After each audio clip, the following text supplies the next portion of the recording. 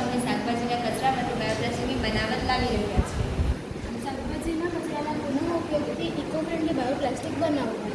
એ બનાવવા માટે આપણને સરકો, વિનેગર, શાકભાજીનો કચરો જેવા કે બટાકાની છાલ, કેળાની છાલ, વટાણાની છાલ, જેમાં સ્ટાર્ચ હોય કે પાલકનું નીચે આપણે દાંડા આવે કે એ બધાને મિશ્ર કરવાનું, બ્લેન્ડરમાં ફેરવી દેવાનું, કરીને પેસ્ટ જેવું બનાવી કાઢવાનું. પછી એ કપડાથી એને ગાળી લેવાનું અને ગરમ કરવા મૂકવાનું. ગરમ કરે ત્યારે એમાં સરકો નાખવાનો જેથી તે સ્થિર બને અને ગ્લિસરીન ઉમેરવાનું જેથી તે તૈયાર થયેલું પ્લાસ્ટિક હોય તે જરાક ફ્લેક્સિબલ બને. આ તૈયાર થયેલું પ્લાસ્ટિક છે? હા. સરસ સરસ. ને તેને એક મોલ્ડ કાં તો આવી ફોઇલવાળી શીટ જે હોય તેના ઉપર આમ ફેરવી દેવાનું સમાન રીતે એ ધ્યાનપૂર્વક કરવાનું ગરમ હોય છે. ને પછી તેને આ 1-2 દિવસ સુધી સુકાવા દેવાનું.